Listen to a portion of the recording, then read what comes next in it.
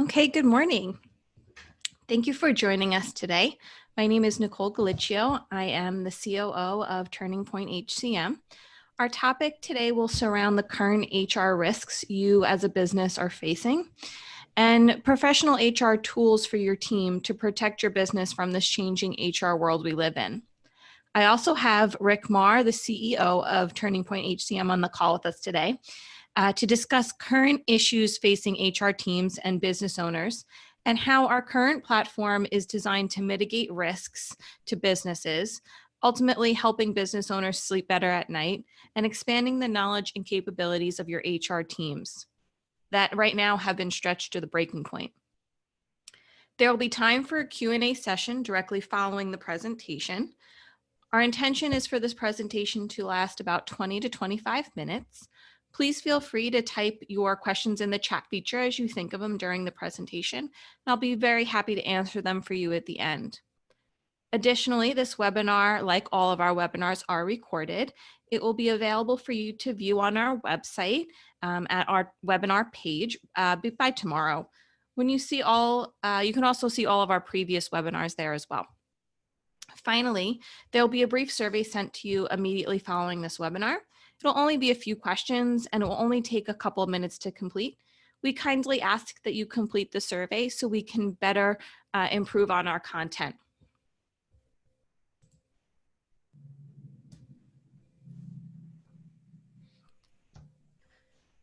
So, where are we? I know many of us feel like we have whiplash. I know I certainly do.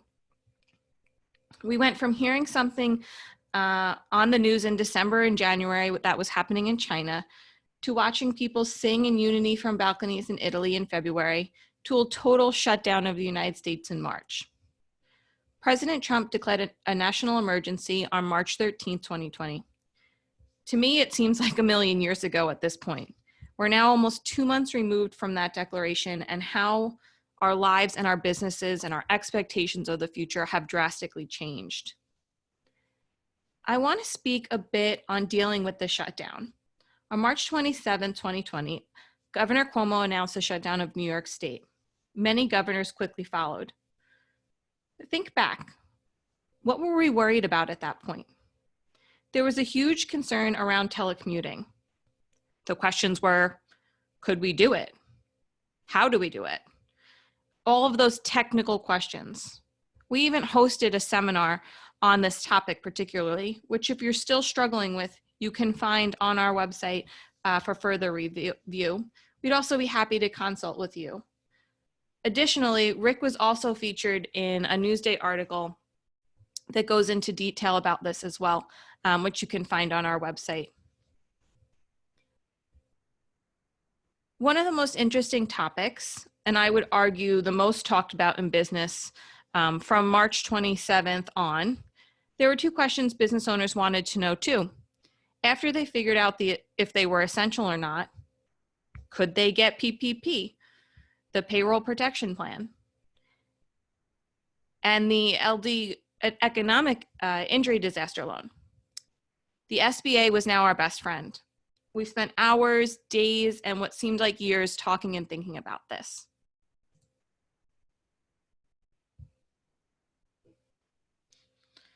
So how are we continuing to deal with this?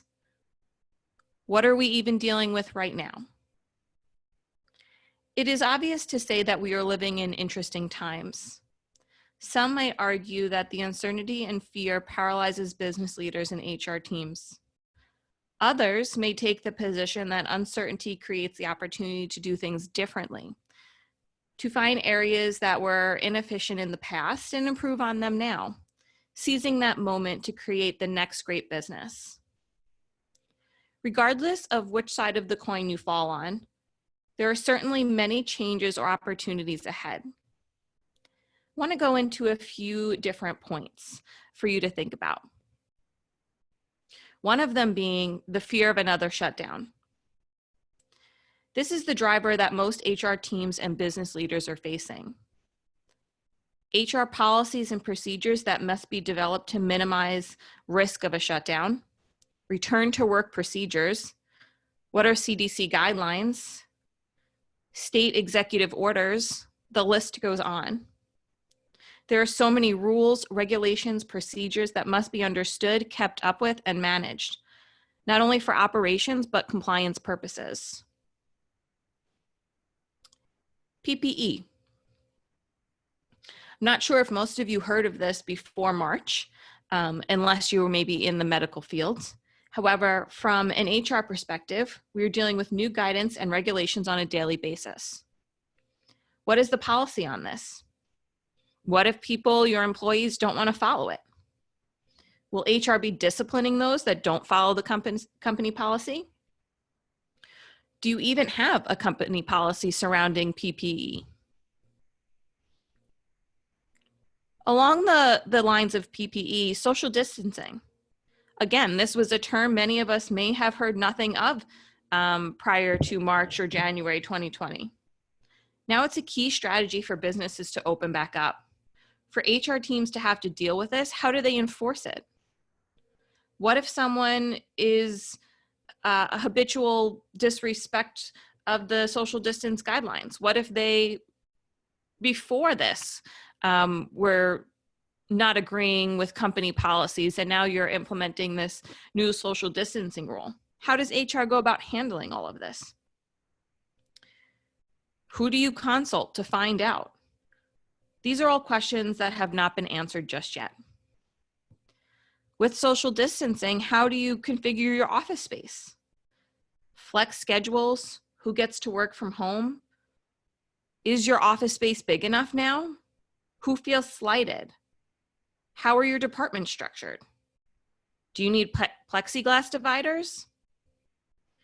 What are the ramifications of this on your team? HR will be dealing with all of these issues. This is a highlight of our program where our team can greatly assist. Video conferencing. Right now, we all have patience for those when people are photobombing, there are dogs barking in the background, laundry, doorbells ringing. Right now, they are okay. They may even seem funny or cute, but there'll come a time when productivity trumps this.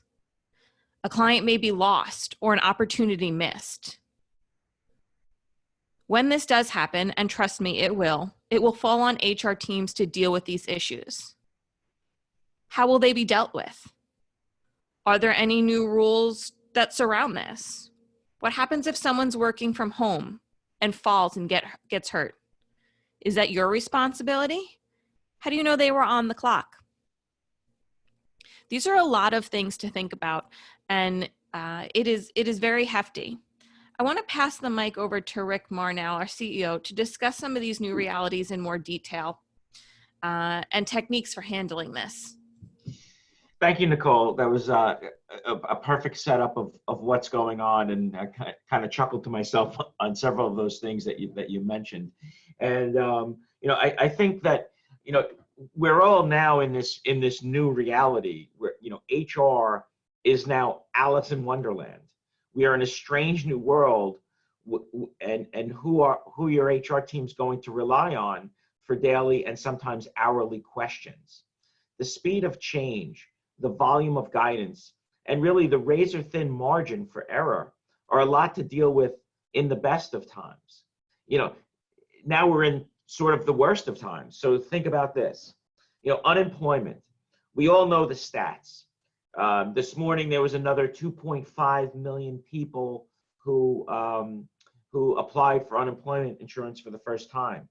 So in really about 8 weeks, we're closing in on about 40 million people who are now out of work. But there are so many staggering and actual HR ramifications to this, and they're tremendous. Think about furlough, layoffs, return to work, rehire, recruit, and on and on. There are a lot of pitfalls to watch out for.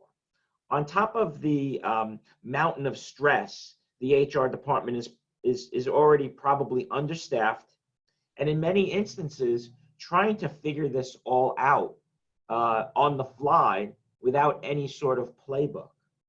So the HR departments, as mentioned earlier, have been decimated, as have all the departments in a business. These teams, the HR teams, were either the first ones let go, and that was early on, or the last ones. Basically, they were told, let everyone go, either lay them off or furlough them, and on your way out, turn off the lights and, kind of thanks for playing. Now, these same teams are going to have to prime the pump. They're going to have to get the machine started again. It's a tremendously huge task. The next thing that those HR teams are dealing with are liabilities. So all those things that go along with testing and spacing and PPE and office configuration and all that sort of stuff, this creates a liability for a business. And literally every day, there are articles on various websites about the struggle that those in Congress and Senate are having with liability and where it falls. And right now, it's squarely on the shoulders of the employers. So if you come back to work, we're not trying to bring any politics whatsoever, but as it stands today, there's a ton of liability on the backs of business. Usually the team that is the guardian of that liability is the HR team. So think about this in our crazy new world. When your employees come back, what happens if they get sick? Where is the liability? What are the policies? What are the procedures? Were they followed? Were they documented? The list is tremendously long. If your HR teams do not have the right guidance, the right support, it could be a long day, and it could be something that damages a business till, into we don't know what yet, into oblivion. The business has been halted in its tracks. It was done by an invisible enemy, and we're all dealing with it, and it's not our fault. However, the way out of this mess is through people, your teams, those employees. Your human capital is the key to your future growth. The ultimate leader of your human capital is your HR team. As already mentioned, they have a Herculean task. It is monumental, and any other kind of adjectives that describe something that's big and hard to do. But it's all of those things. Those HR teams, they need the right tools. So step one for HR teams and when to reopen. So some companies are doing temperature checks. And the way that they're doing this is someone is being assigned this task. I'm not sure I really want to discuss the imagery this conjures up, but for those of you who are history buffs, this seems to conjure up some really ugly events. For those who are futuristic thinking, I could not imagine the sci-fi movie where one coworker basically points a gun at another coworker's head and then gives them the thumbs up or thumbs down. It's almost like a scene from The Deer Hunter or Gladiator. What are the rules around this? Who is developing the policy for this person standing at the front door? Where are they getting their guidance? The same thing goes for employer-sponsored testing. This is falling on the HR department. Do they have the proper guidance? Do they have the proper programs? Essentially, we're putting the band back together. As described earlier, this is an enormous task. There are so many moving parts and complexities. Let's just focus on one. What happens when an employee refuses to return to work? It could be for many reasons, but let's throw out a few of the common ones, right? One might be, I'm making about the same money on unemployment, right? So that's a reasonable economic decision that person seems to be making. The second one might be, I just do not feel safe to return to work. Okay, sounds reasonable. And the third one is, I have to deal with child care or elder care or something along those lines. So these issues are big and must be dealt with by your HR teams, and they're real. So what are the new laws and guidance and regulations? Let's look at this massive list of institutions that you see down the right-hand side of the screen, right? The FFCRA, which is the Family First Coronavirus Act, that was passed by the federal government, and everyone is, kind of stuck their nose in the middle of this thing, right? So you have the CDC, the DOL, the EOC, Health and Human Services, IRS, National Governors Association, Small Business Administration. The list is longer than this, but you get the point. So everyone has their say as to what's happening and what employers must do.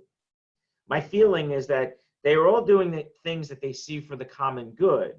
And please know this, if your plans to reopen your business run afoul of any of these agencies, laws, or guidance, there will probably not be a lot of forgiveness. In fact, they're fighting over how hard to punish various individuals and businesses right now. Let's just think of this in practical terms. All of these agencies, all of these government entities are broke. With the economy stopped, there is no tax revenue. There has been a delay of tax day from April 15th to July 15th, and now there's even talk of moving that to October 15th. There have been forbearance requests on mortgages, rent, and car payments, which are all tax revenue generators for various government entities. Coupled with this massive amount of tax cuts or tax delays has been spending that has been done throughout this crisis. The long story short is that the governments are broke. There's no more gas in the tank. How are they going to cover their shortfalls? We suspect it'll be much like the aftermath of the last financial crisis. There were some aggressive actions by government agencies for fines and fees. This was all in an effort to try to get money into the government coffers so that they can continue to operate and pay their bills. I don't see this time as being any different than the last great financial crisis of 2008 through 2011. In fact, we see it as being much worse. The amount of job layoffs are significantly worse. The amount of companies that have been affected by this are significantly worse. States were never closed down for 2 or 3 months at a time as they are today. So we suspect that in the next 8, 10, 12, 18 months, that those government agencies are going to become more and more aggressive. This is why you may want to think about providing HR support for your teams. Now I'll turn it back over to Nicole. Thanks, Rick. I think a great point that you also touched upon was not only is the government going to be looking for ways to put money back into their pockets, but employees may be as well, right? Earlier, you stated about what happens if an employee gets sick. What's the policy around that? How do you know that they're sick? How do you know it's COVID? How do you know that they're contagious? I think that there are going to be a lot of drum ups of lawsuits as well on the employee side, right? They're panicking, they're struggling for money. Businesses are going to be hit from all sides. And I think it falls back a lot on your HR team because they are, in charge of your employees and in charge of this kind of policy procedures that follow. So I want to spend some time discussing our current program that allows you to get updates and guidance on laws, executive orders, especially those surrounding COVID at the current moment. We have HR Share and HR Gold. It gives you access to handbook creation tools that are going to be greatly needed as these work from home, these sick policies, not wanting return from home, elder care, not feeling safe, telecommuting, all of this stuff needs to be in your handbook, right? When someone files a lawsuit against you, the first thing that the court is going to ask you for is that handbook. It also has job descriptions. What is that employee's responsibilities? Where is it written? Can you provide proof? We also offer different trainings, right? Did your company provide any diversity or sexual harassment training? The platform also gives you, like I said, current updates. There is no searching. It is emailed to you. It is on the platform. Our program also helps with employee issues, engagements, assistance, compliance guidelines. You have access to unlimited email and phone support. That includes everything HR. The difference that between our two platforms, between HR Share and HR Gold, is that HR Gold includes unlimited access to a dedicated certified Turning Point HR professional. who can assist with those daily activities such as onboarding, employee relations, policy procedures. It is an actual person that is there to help you within your HR department, or sometimes can replace your HR department depending on the size of your company. It, of course, also offers everything that comes into HR Share. HR Share is more of a platform for you to utilize, and you have access to experts from Think HR.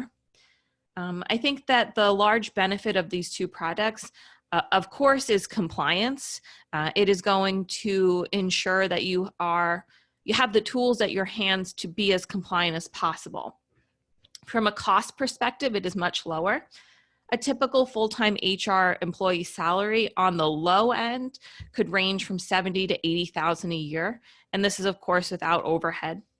Now imagine if you need 2 HR professionals on staff.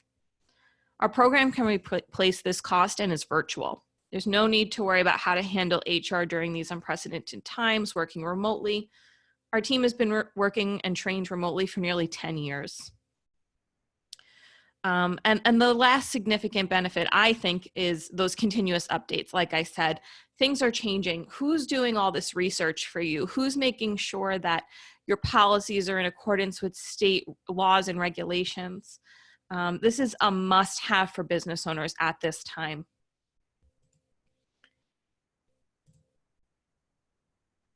I just want to bring up a few pricing options for you. As you can see here, though, this is just a snippet of what the training platform looks like. You can see the different compliance aspects in workplace safety, HR, IT training, etc.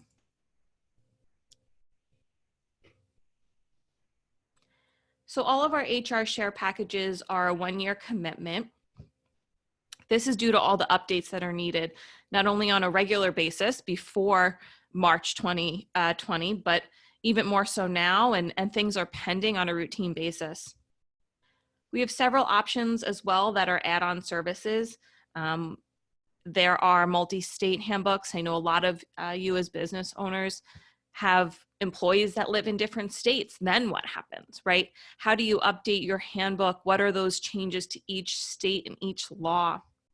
And then, of course, you can add on different training that is specific to sexual harassment and diversity training per employee. Again, there's no research really involved for you to say, I don't know what New Jersey updated, with their telecommuting policies. I don't know what their COVID response is at the moment. The platform sends all of those updates to you.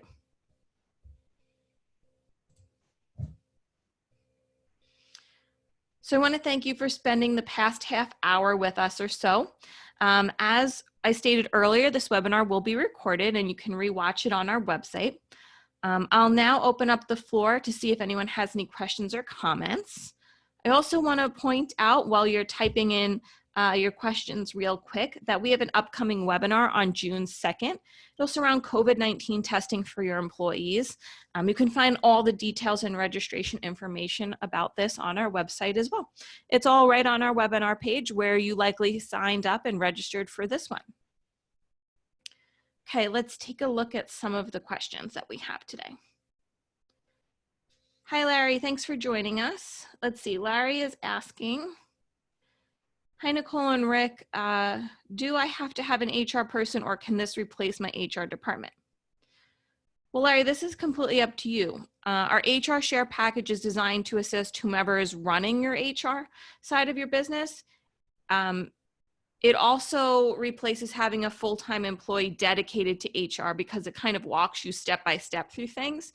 So you may only need a part-time HR person with HR Share, or if you want to have a part-time person plus HR Gold to have, if you have that maybe 100 employee staff, you really need a little bit more than just HR Share. So HR Gold is designed to be a little bit of a step up to give you that extra layer of protection in the compliance world. And that's a great question, Larry. If you have any questions further, be happy to answer them for you or do a consult with you and your HR team. See, I think we have one more question from Karen. Oh, Karen says, I don't have a particular question. I just want to say thank you for hosting this webinar. I found it interesting and would love to schedule a call. How can I do that? Thank you, Karen. Thank you for your feedback. We will reach out to you soon as we conclude this webinar. We have your email, so we'll schedule a time to speak further. Rick, do you have any last minute things before we wrap up? No, thank you, Nicole. I think you did an unbelievable job. Thank you, everyone, for joining us, and just stay safe and stay well. And if there's anything we can do, just please reach out. Thank you. Thank you.